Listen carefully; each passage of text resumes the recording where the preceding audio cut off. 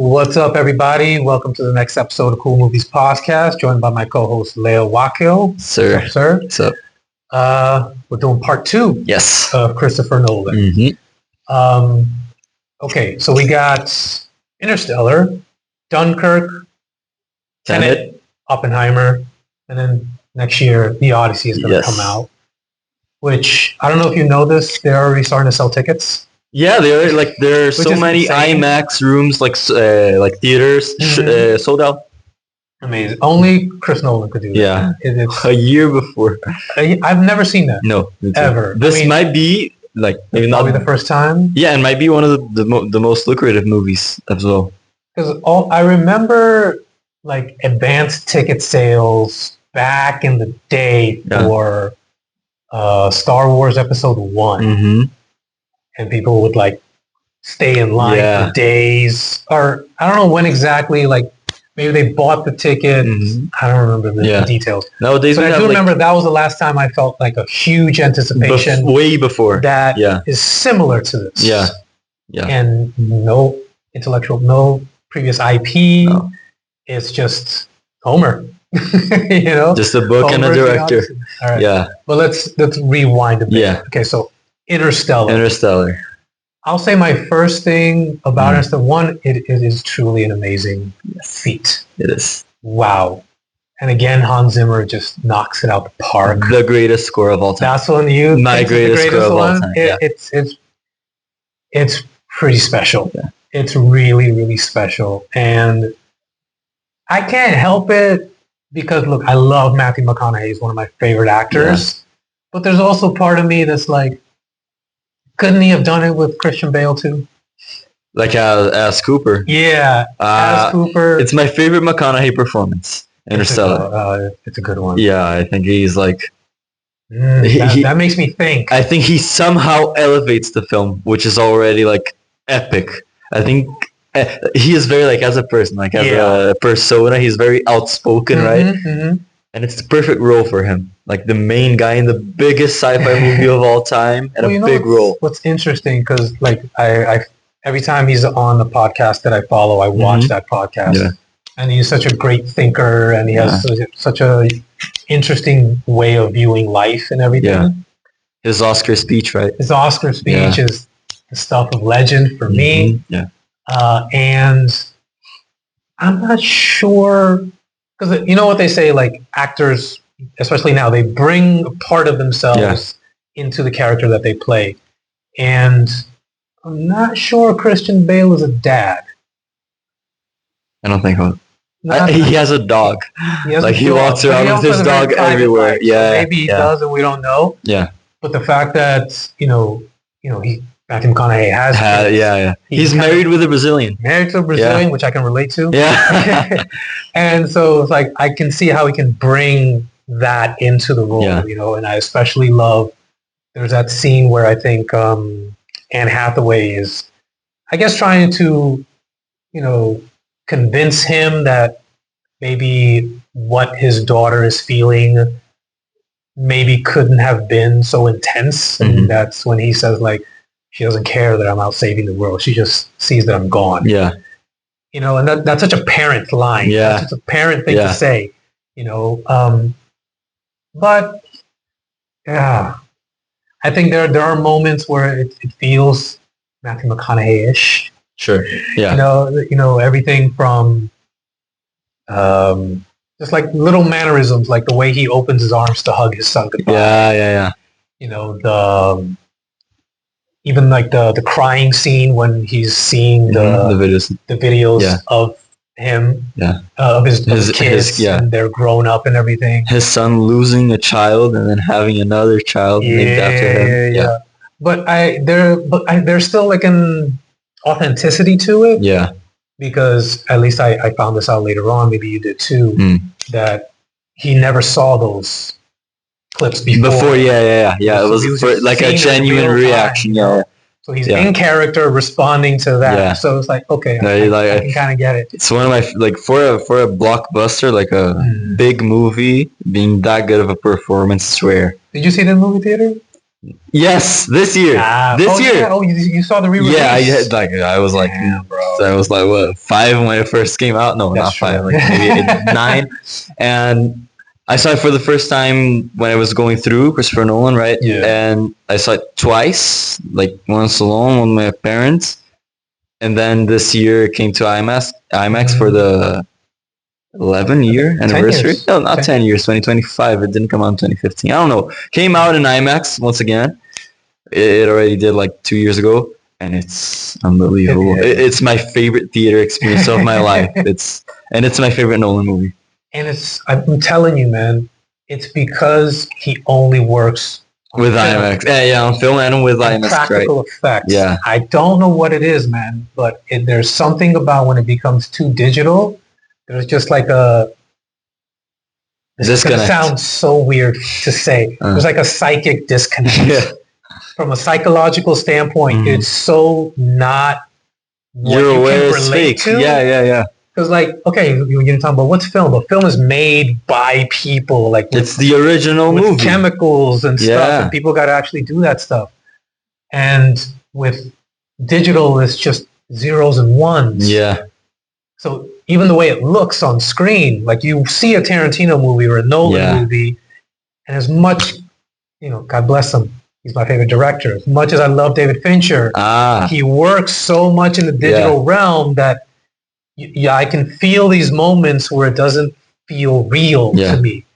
Grainy, right? Sometimes. Not even the grainy aspect of it. I can't put my finger on it. Yeah. You know what I mean? Maybe that's part of it. Yeah. But sometimes, like, it's kind of like when you see something that's just so clean, it's not real. Real life isn't clean. Yeah, it's like I remember. This is gonna one of my tangents. It's a video of this woman who always arranges her house like perfectly and neatly all the time, cleans it, and she says she doesn't want her apartment to feel lived in. She wants it to be like a pristine all the time, and I'm like, but then where's the humanity? Yeah, it's not an apartment. It's a museum. Yeah, exactly. You know what I mean? And that's sometimes the feeling I get with David Fincher movies. Where it's like there's so much digital. Yeah. Even though it's not obvious, he really mixes it in very well. Yeah. I just get the feeling of, wait a minute. It takes me out of the story for a hot second, whereas I don't feel that with Nolan movies. I'm just in it. I think Interstellar, especially even not in the space sequence, even when they're still on Earth, the not sand, whatever, like coming off the ground, because you see like there's no water basically, and they have to it's beautiful. Like you see the landscape. I think it's the best looking Nolan movie. It's up there. Probably. It's up there. I guess it's more varied because it had to be. Yeah. He's got to show like all water and then like space and all the black hole. Yeah. There's a lot he has to do. Yeah. I'll still go with Dark Knight as far as because it's a city. Yeah. You know what I mean? Yeah. And so to like have the entire city inside a shot with buildings and the river and the bridges and all that stuff. Matt Reeves did it better though. Like portraying Gotham. It's definitely different looking Gotham. Dimmer. Yeah. It's darker, which I get. Yeah. I still see Robert Smith of The Cure every time I see that shot of, you know what I'm talking about? No you don't. So there's a moment in the Batman where you see Robert Pattinson. He's without the mask in the Batcave. And there's a little bit of eye makeup, right? Yeah. And then there's got like the bangs over. And that was the look of the lead singer of a band called The Cure. His name's Robert Smith. Yeah. They were very big in the 80s. I highly recommend them. Listen to The Cure. Great songs.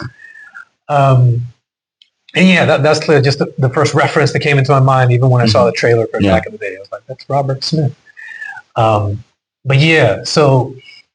Yeah, the music. Have you seen that clip of Hans Zimmer talking about how he came up with the music? Is it the story that he didn't know the story of the movie? Yeah. Yeah, that he just received like a short story about a father and a daughter. So he wrote him. And he wrote this. And have you... For his son. Yeah, for his... And like he also has like daddy issues, Hans Zimmer, right? Yeah. And he also brought that into it, like he did with Lion King. Mm-hmm. The theme, yeah. If you realize, I know we're in a school, people, but still.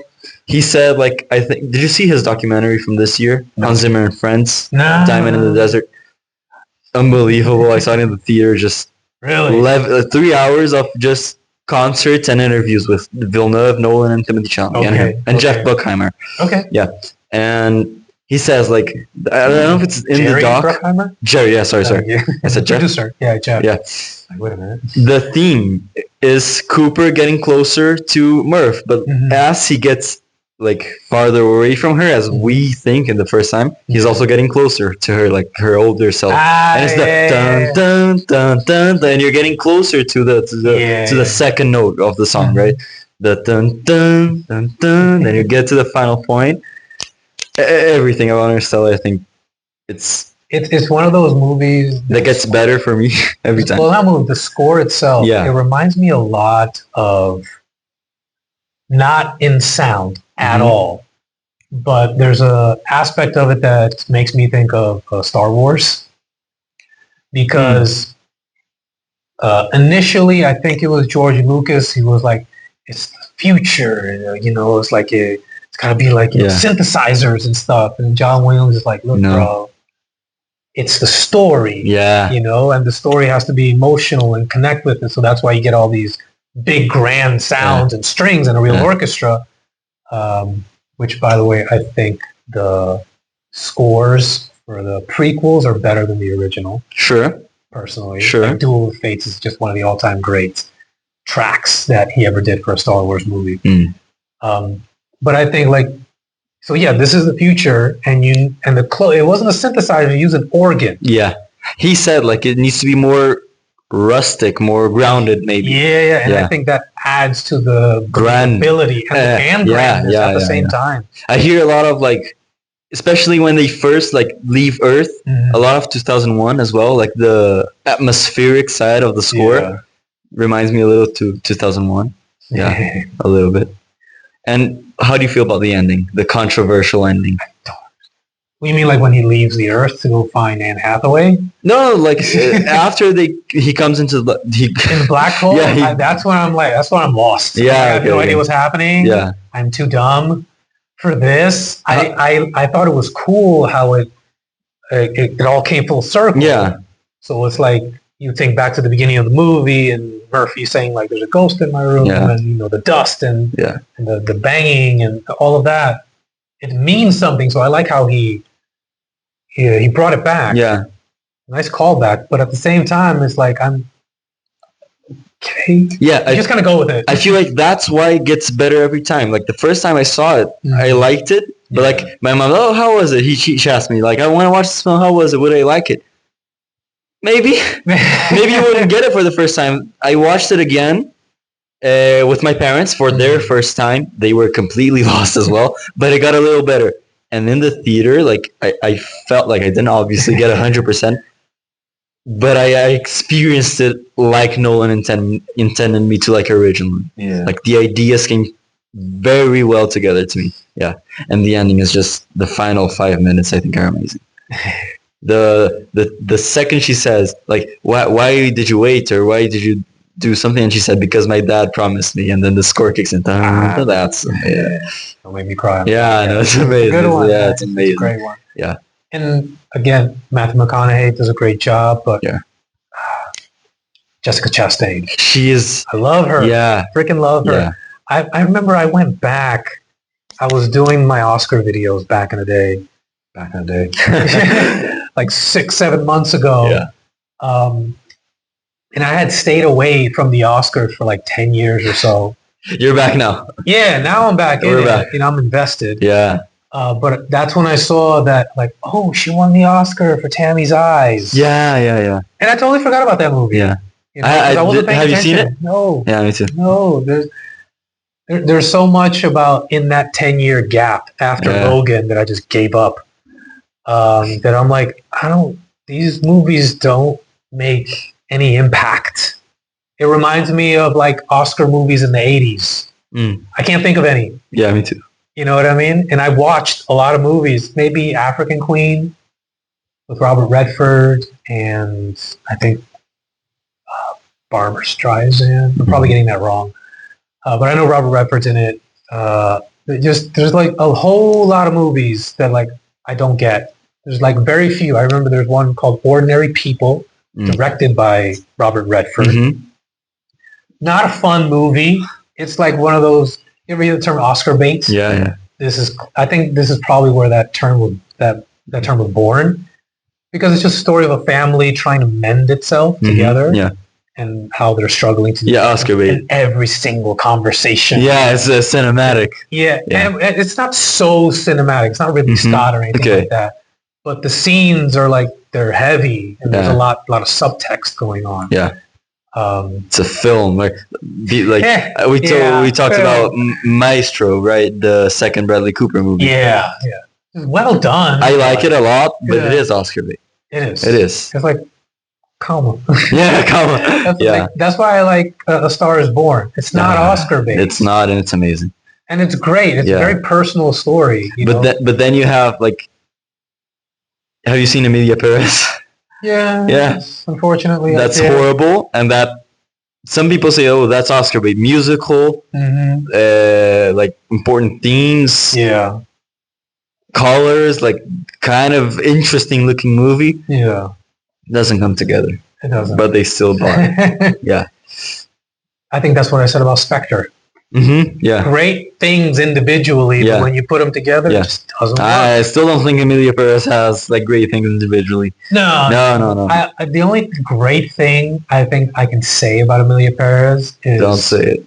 No, I will say it. It's a big swing. Okay, yeah, I agree. I thought we were going to say Zoe Saldana. You know what? Good for you. Yeah. You went for it hard, and you didn't even get close to a home run. Yeah. You didn't touch the ball. Yeah. But you swung hard. Yeah. I thought you were going to say Zoe Saldana, but still. It's a really good performance. It's not Oscar performance. I don't know. Who did I want to win? Oh, Isabella Rossellini. I was hoping would win. Yeah, I like her, but that still was a better performance. It was amazing, but I think she doesn't have enough screen time. Like she's like 5 minutes into the movie. Yeah, there's a little bit of that too. And Zoe Saldana is the lead of Emilia Perez. The story is about her. It's not about Emilia Perez. So that's why it's like... Yeah, it's weird. Okay. Yeah. Best Nolan movie for me, Interstellar. Yeah, it's my favorite one. It was Inception for a while. Inception, right? You said Inception. Yeah, I said Inception. Inception was for a while for me, but after the IMAX re-release, just skyrocketed. Yeah. Okay. Yeah. Dunkirk. I have mixed feelings about, because it's basically a glorified silent movie. Yeah.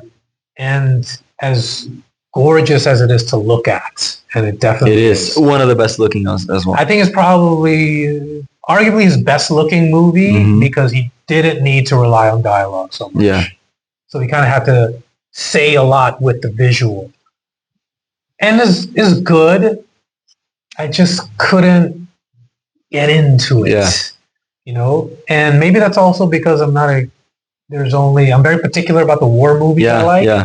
And I think that also plays a part. Yeah, me too. There's a handful of war movies that I love to watch over and over again. It's like, and it's not even Saving Private Ryan. Me too. It's not. Me It's too. a great movie. Don't get me wrong, but I like 1917 a lot. 1917 is really great. 2020. I haven't seen the original, but 2022 is All Quiet on the Western Front.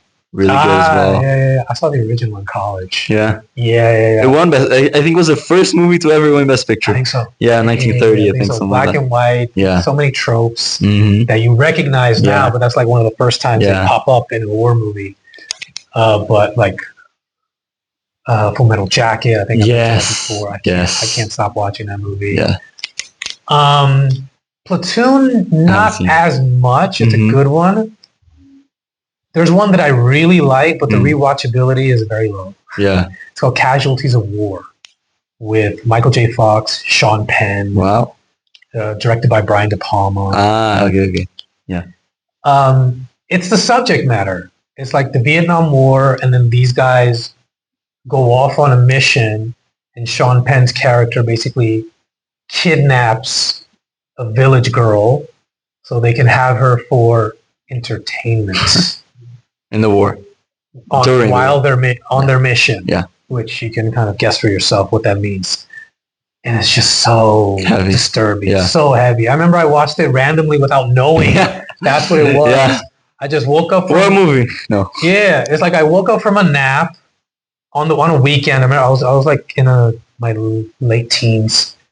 I woke up from a nap. I turned on the TV, and I'm like, "Oh, Michael J. Fox. Oh, Casualties of War. I've heard of this movie. Let me watch it." And then you can't take your eyes away from it, but at the end, you just you feel like somebody just told you one of their parents died. Yeah, it feels heavy, but it's so well done. Like I said, you can't stop watching. Yeah, just great performance, great filmmaking, and all that. So that's my thing with Dunkirk. Yeah, it's my least favorite Nolan. Agreed. By far for me. By far. I think it's good looking. I love every single actor in this movie. Kenneth Branagh, Mark Rylance, one of the first roles for Tom Hardy. One of the Can't first. See his face again. Yeah. I think he has 5 lines of dialogue. Yeah. And one of the first roles for Barry Keoghan from Banshees. Amazing. He dies in the middle of the movie. Harry Styles as well is in there. Harry Styles. Yeah. Amazing ensemble. Looks great. If you don't give me something to grasp onto, I don't know what to say. Like, I felt nothing. Yeah, I felt the nothing. emotion aspect of it's like you feel dread and suspense. Yeah. To a point, because in the end you're like, but they're all going to be safe. It's basically watching a lesser version of the first scene from Saving Private Ryan, where it's just war. It's no plot. It's no structure. Just battle. Just war. Just chaos. Maybe the boat storyline a little more, right? Because they actually had to Still, I like the fight sequences. They're really cool. Yeah, I like the ending as well. I never every time I'm talking about Christopher Nolan, I never think about Dunkirk. Yeah. I remember watching Our Darkest Hour. Yeah. And then when they're planning Dunkirk, I do think of Christopher Nolan. Yeah.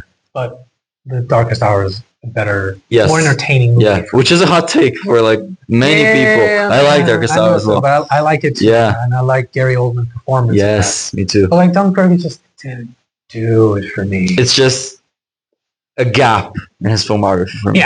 You do Inception, Dark Knight Rises, Interstellar, and then you do Dunkirk. Yeah, which on its face, I kind of like that as a career choice. Yeah, as a career choice, I admire it. Right? I admire it. There's just a lot of guts there. Yeah, it's a grounded. I'm going to do this kind of movie now, and kind of stretch myself a little bit. And if it works, it works. It's what I found also with Oppenheimer, right? Doing a biopic, it's his most grounded movie, probably. Yeah. It's so great. Yeah. But before we get to that, let's talk about Tenet. What do you think about Tenet?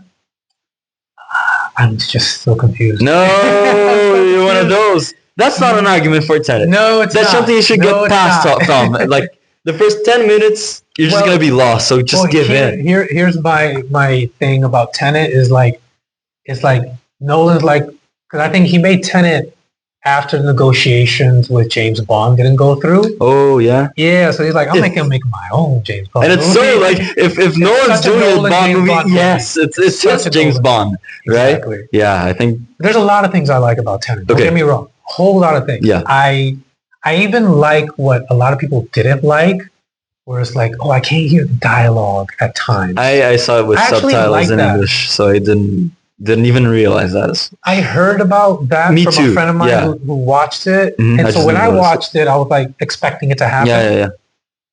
But then when it did, I'm like, but I don't think that dialogue is important. It's because if it was crucial, to know what this person is saying specifically, I don't think he would have made that choice. It's just okay, the guy is explaining to the other guy something.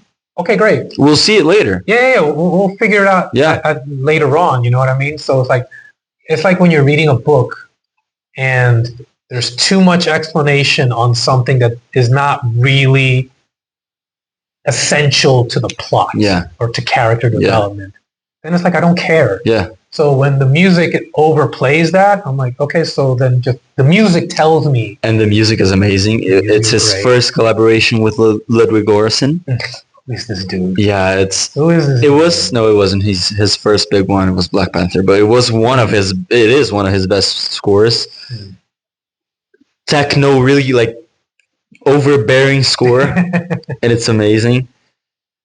I saw it with my dad, Tenet, and I told him like, you said you came in with the expectation about the dialogue. I came with the expectation that I wouldn't get anything. I was just watching like a Nolan James Bond movie, and I told that to my dad. It's gonna be a crazy, no way to understand it, kind of James Bond movie. And he said, "Yeah, let's watch it." And we just had a blast, not getting anything. I saw I think everyone saw like thousands of videos explaining Tenet. Yeah. Especially the ending. I think the ending is amazing. Yeah, no, I really kind of like that. Yeah. The only problem I have is that at certain points I get lost. Yeah. Mainly in the action sequences. Okay. So the car chase. Yeah. The fight between him and himself, which you don't know, it's John David Washington. So good. Which when the twist happened, cool. Yeah. It was just like very disorienting. Yeah. Which I guess is the point. Yeah. But I'll give Nolan his flowers on this one. The rules are explained very simply, and you can understand them. It's just that as they're happening, you forget about them, and then it becomes confusing. It's dense but efficient world building, right? Yes. Yeah. It's very efficient. Yeah. He's great at that. I mean, he learned from Memento and Inception and all of that. Yeah. I think Robert Pattinson is really good as well. He's awesome. He's amazing. He's awesome. I'm like, you should be James Bond, bro. Yeah, cool pick. I don't think he'd do it. Is he American? No, he's British. He's British. Yeah. So it's like, I wouldn't mind it at all. Yeah. I read something about that recently, today, that they're looking for kind of an unknown, fresh face, so that takes him out of the picture. Sure. I'm still kind of hoping it would be Aaron Taylor Johnson. Me too. I like him as that role. Yeah. But anyways, I didn't really like the villain role. I like the performance. I just didn't like the role so much. And then him with, I can't say her name. Elizabeth Debicki. That's her name? I got confused with somebody else. Yeah. Yeah. Okay, I got her confused with somebody else then. The woman who teaches him the rules, or Kenneth Branagh's wife? Yeah, it's Elizabeth Debicki. Yeah, it's she plays Princess Diana in The Crown. Yes. Yeah. Good performances, but I'm like, I don't know. I thought the possessive, power hungry mafia boss type Russian. It's guy. Cartoonish. It was a little bit cartoonish, and that part didn't work for me. His audio is very loud. It is like I noticed when I first saw it with my dad, I was like, wait. I came back and John David Washington was speaking like this, and he came in and the audio comes in and it's like booming. A bass, booming. I just love Kenneth Branagh in general. So the visuals here are really cool. This might be after Interstellar my favorite looking one. Yeah. The random scene with the windmills in the water. I'm like, is that necessary? I don't know if it's necessary. And it's simple. Cool. Yeah. But all right. Yeah. That's where we are. Would you just kind of go with it? And the entire third act battle arena, whatever, that's the shapes. I'm so confused. Yeah. That's where I totally. I'll send you later a video. It's like a visualization of what's actually happening. Okay. It's like stick figures. They are stick figures and they're coming in. And they do this and this is what happens before. And it's very complex. It doesn't make sense. But it's brilliant. I think it's just brilliant. It's an experience that I don't think anyone did before. No. Yeah. You know what sometimes threw me off though? Not for a bad reason. I thought it was kind of nice. Yeah. Was there were times where John David Washington really sounded like his dad. Yeah. Yeah. Like certain sentences, I'm like, wow, you sounded just like Denzel. Wow. And I'm like, all right. And I really like that he was in there. Because I remember hearing a quick snippet of a Denzel Washington interview. I think they were asking about Tenet because his son is in it. And he's like, what do you think about Christopher Nolan? And he looks into the camera and is like, call me. I'm like, yes. I saw that.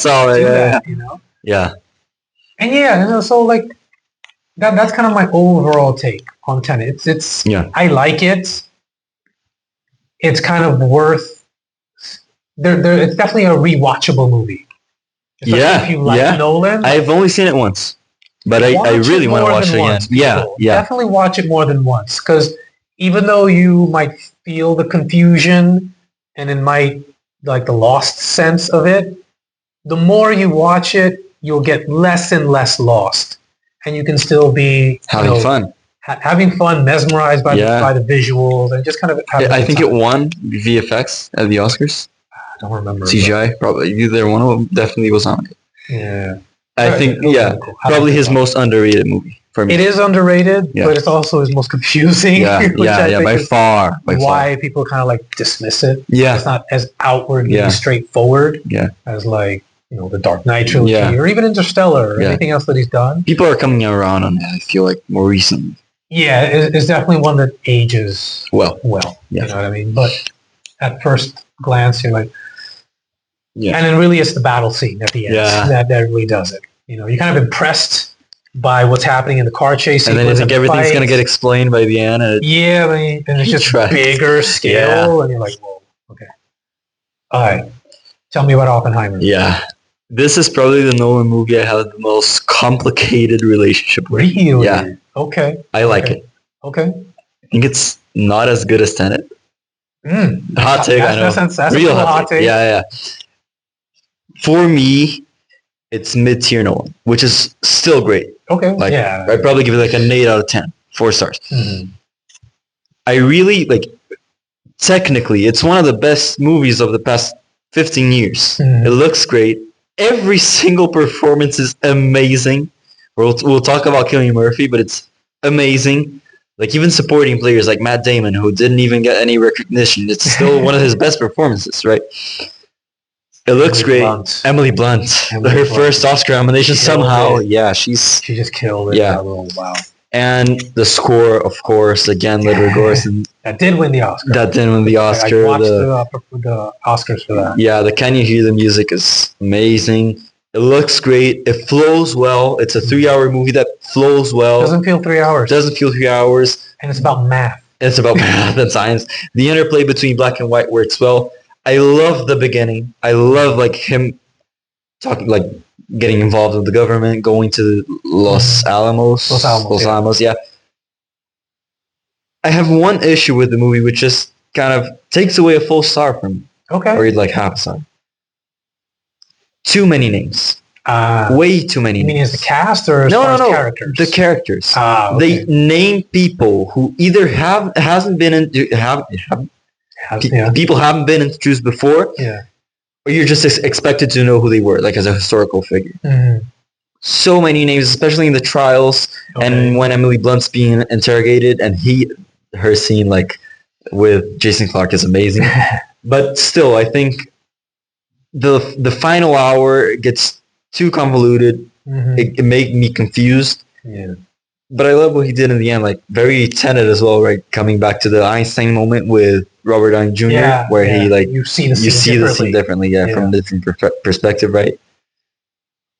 Too many names. It's a weird nitpick to have, but I got very, very lost, more than in Interstellar and Tenet, just because of names, which really bothered me. Okay. Yeah, but I love Oppenheimer. It's really good. I think it's one of the all-time great, not just casts. Yeah, definitely. But somehow everyone was able to nail it. Yeah. And everyone gets something. It's like having a super group as a rock band, and everyone is the best at playing their instrument, but they still know how to play together. Yeah. And they all have time to shine, right? Yeah. Even Casey Affleck, who's an Oscar winner and for Best Actor, Gary Oldman in there for 3 minutes. Yeah, Gary Oldman just for a scene. Yeah, Gary Oldman's in it playing Truman for a hot second. So everyone, he just knows how to bring the best out in people. And funny enough, Gary Oldman had a great thing to say about Nolan, but he was talking about The Dark Knight Rises. Is it the director's note? Yeah, the one note he got, where he says something like, there's more at stake. So he's not giving a line reading, nothing, which is kind of taboo in the acting world. It was say it like this. Yeah. You're not allowed to say that, apparently. You got to paint the background for the actor to fill in the rest. Exactly, exactly. It's you got to let the man do what he does. Yeah. And then you just kind of choose the best thing that fits that particular context. Yeah. You know, and he's just a master at doing that. You can't really point to a Nolan movie where somebody has a crap performance. I have a nitpick. Katie Holmes. Sure, and like probably a hot take. Marion Cotillard in Inception. I don't like her very much. I don't like her very much, and it's one of my favorite Nolan movies. I thought it was great. I gotta watch it again, like one more time for her. I thought it was great. Yeah. Anyways. Yeah. Amazing ensemble. Amazing ensemble in general. Amazing music. I don't know if did you know Cillian Murphy could do this? He was never. Yeah, of course. like 28 years later, almost every other Nolan movie as well. Yeah. Quiet Place Part 2. Yeah. Did you watch Peaky Blinders? No. Did you? Of course. Yeah, I haven't seen Peaky Blinders. Yeah. Twice, you know. It was Peaky Blinders was one of those shows, like the second time I watched it I introduced it to my wife. Yeah. And she loved it so much she would watch episodes without me. Yeah. And I'm like, come on, I want to watch it too. But that was my experience with Succession with my mom. Like I started before her and she ended before me. She finished before me. But I binge watched it. Yeah. Well, I binge watched I think the first 2 seasons or so. Okay. Because there's I think 6. Wow, long show. It's gonna be a movie next year. Yeah. Or next year. Yeah. Yeah. I'm looking forward to it. Yeah. And he's just subdued. Still, like so his eyes, yeah. You feel what Nolan makes you like. What he intends, right? Mm-hmm. It's a complicated character with dilemmas and should I do this? Should I not do this? My relationship with my wife, my relationship with my students, everything. Mm-hmm. He conveys everything. Yeah. I really love Matt Damon's scenes sometimes. Like when he loses it or when he's just joking around. He's great. We're like, well, what are you gonna do with him? I'm like, oh, we'll have him killed. Kidding. I'm like, he's so good. he's really great at going back and forth and within different emotions and still having it be real. Yeah. I love the first scene with them together when basically Oppenheimer is not selling himself, but he kind of is. He's like kind of convincing Matt Damon that he's the right guy to lead the project. Yeah. You know, and I remember seeing that scene before I saw the movie, and I'm like, you got something, man. Yeah. You got something here. You know what I mean? Yeah. And so, I dug it all. I even really, really enjoyed, what's her name?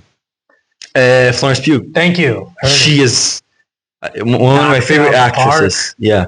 She's amazing. Park with that. Yeah. You know, have you seen Thunderbolts? Yeah, it was I think she's great in everything she does. She is, but the movie's just No, the movie's good. It was mid, as you kids like to say. You know, but Oppenheimer was great. Emily Blunt, of course. And of course, we can't not talk about Robert Downey Jr. I have opinions. Here's the thing.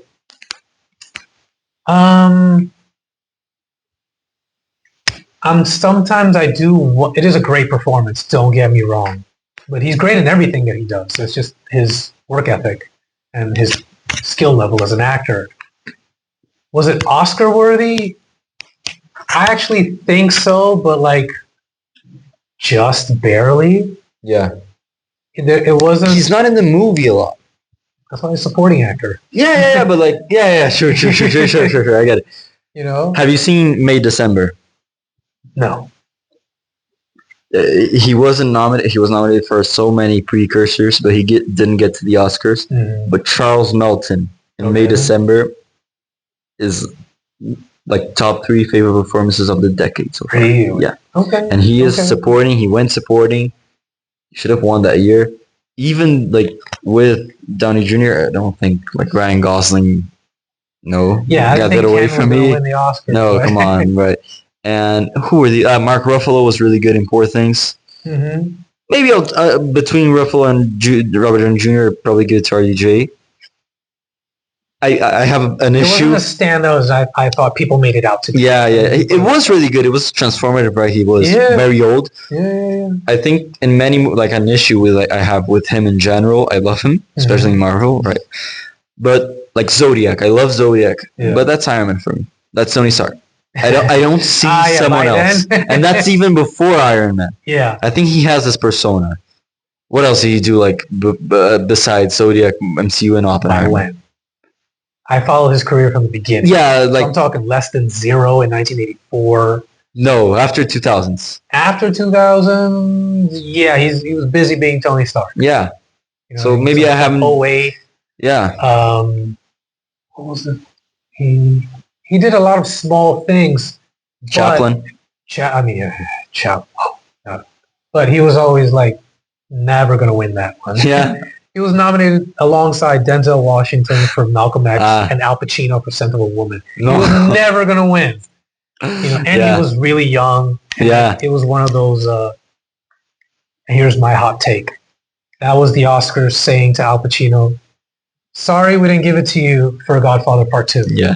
That's what that was. I think he was on the level. I think Denzel, low-key, you say like deserved the Oscar for that. But also Denzel was very, very young. Oh, yeah? Yeah. He's, I think, maybe 30, 29, 31. Yeah. He was like around that. Timothée Chalamet nowadays. Yeah. Really young. Yeah, he was really young at the time. And then Al Pacino, who was just like establishment at that point. Did he already do, what's the, Scarface or no? Yeah. 1983, 84, Scarface, which people hated at the time. Really? People hated Scarface at the time. One of those movies that became popular later. It wasn't a big hit. Yeah. Right when it came out, people thought it was too violent. It was too over the top. But like, I grew up in Miami around that time, and I'm like, I would see the news about things like that. So the realism did resonate with me. But so RDJ, I love that he won his Oscar. You know what I mean? For me, it was like, thank you for 10 wonderful years. Yeah. Also that, because I remember there being like some talk of, will he be nominated for Best Supporting Actor for Endgame? Yeah, you told me. You know? Yeah. And he was like, no, I don't want that. You know? I thought it was a great performance, but I didn't think it merited that. Mm-hmm. But when I saw Oppenheimer, I was like, I see what people are talking about. Yeah. And then the talk became more and more and more. Yeah. As the Oscar season played out. Mm-hmm. From that Oscar season, do you think it deserved picture? Yes. Yeah.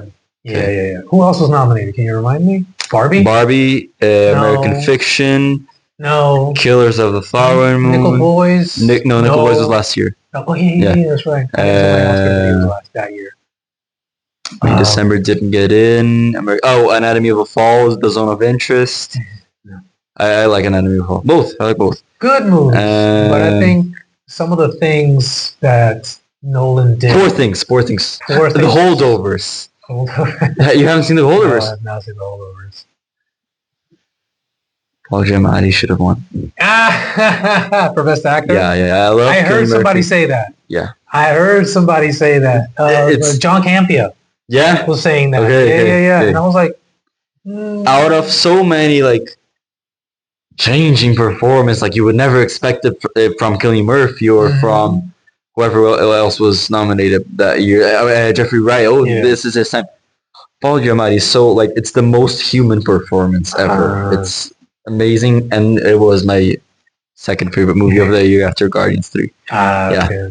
I think that a lot of went into it because it's such a complicated movie. It is.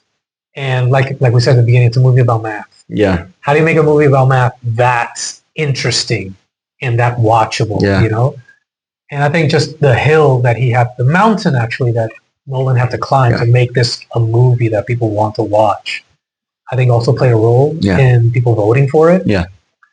And also like just Cillian Murphy, you know, for the lack of a better pun, he just killed it with that. He really did, man. I did just that final shot of his face. Yeah. Of like, what have I done? I believe we did is hit so hard. What have I done? Yeah. That's what that face looks like to me. And it's like, yeah, bro. And it's like, I don't know who it is, but I love Einstein. Like the actor. Yeah, he's great. Like he doesn't appear that much. And I still love the scene at the end where they're at the White House. They gave him an award, and Emily Blunt doesn't shake the hand. Yeah. And the second wife, she and the second the guy does like this and she doesn't, the score does yeah. I'm like, that's the kind of wife you want. You know what I mean? Yeah. And he's so old in that scene. The makeup is so good. Yeah. You know, but she's like, nah, I remember you, bro. I remember when you tried to sell out my husband. Yeah. No. So I love that. I probably should watch it again as well, right? Like, it's a very complex movie. Yeah. Well, also one of the things, like, we only got a few minutes left. Yeah. Because there's a movie, because I heard he's doing the Odyssey. Yeah. Which I'm looking forward to. I'm looking forward to so big much. cast, practical effects, which is how you gonna do that with the Odyssey. Breaking news: Christopher Nolan gets like a Cyclops for the movie. An actual Cyclops. Yeah. But not to do the build up for this movie a disservice, but the movie that I keep wishing he would make, he wrote a script for the biopic of Howard Hughes. You know who this is? No. You ever seen The Aviator? Nobody know it. That's Leonardo DiCaprio playing Howard Hughes. So isn't it already about it? That's Martin Scorsese. Okay. And so that's the reason why he didn't make it. Because he was around the time he was going to do it, but he's like, Scorsese's going to do it. DiCaprio. Do you like The Aviator? I like it fine. I think I like it fine. Adam Scott is in that as well. I don't remember. I haven't seen it in Yeah. But at the same time, it was going to be played by Jim Carrey. That's cool pick. Yeah. And he looks more like Howard Hughes than DiCaprio. Yeah. You know, so I want to see the madness that Jim Carrey can bring to that. And still grounded. And with Nolan, because I think Jim Carrey is a great actor. What a good pairing, right? I think that would be amazing. They were going to do it. It ended up not making it. And then every now and again I hear Christopher Nolan says that he takes out the script, he reads it, like, this is good. Yeah. Like, make it, bro. Come on. One day. You know, so that's kind of my whole thing. But like the Odyssey, Villeneuve is my favorite, but still, like, next year we're having both Dune Part 3 and the Odyssey. Still looking forward to the Odyssey more. It's going to be a good summer. I got the, Dune is in the end of the year, but still, like, we're getting Avengers. Yeah, sure. But I got the comic book of the Odyssey, not the whole book. Too big. We have it. Yeah, we have a comic book. Like, I got it 2 years ago when it was first announced. Didn't open it, and I opened it like this break, like 3 months ago. I can picture it. You know, yeah. Yeah, the grandness. Yeah. You know, so I'm looking forward to it. Yeah, we were scheduling. It's got John Bernthal in it. Yes, my favorite actors working right now. Yeah. You know, so. How do you feel about Matt Damon being Odysseus? Awesome. Yeah. Awesome.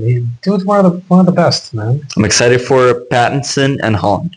Both. Yeah. Yeah. Yeah. They've been at least with Holland, it's like, I think he's a better actor than what he has to show. The Impossible. I saw that a long time ago. He is like 10, a kid. and we saw it in DSS. Okay. And that's Brazilian social. Yeah, sorry, but it's like history and geography for us.